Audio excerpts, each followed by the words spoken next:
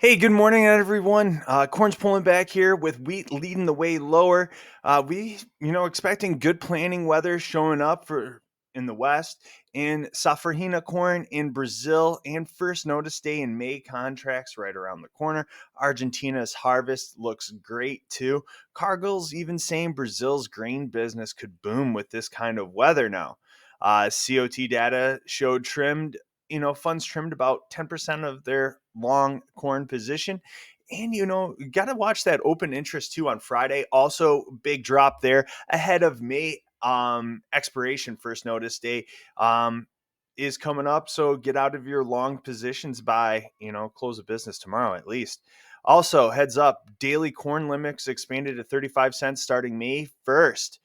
Trade talks with Japan, South Korea kick off this week, but early bearish fundamentals are outweighing any demand optimism for now. If last week's low in July's corn don't really hold, we could see a bigger pullback coming. Beans are seeing a little bit of a pullback too after last week's breakout.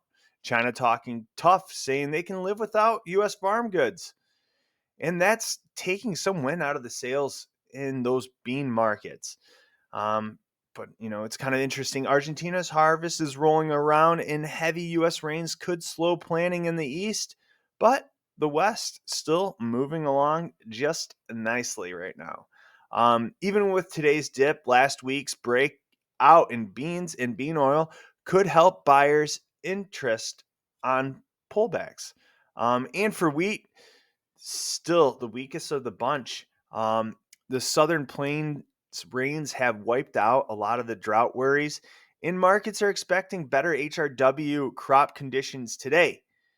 Dryness overseas in China and Ukraine is still there, but not really enough to flip the story, just yet. Anyways, that's all I got for us now. Keep an eye on planning progress and trade headlines through the day, week.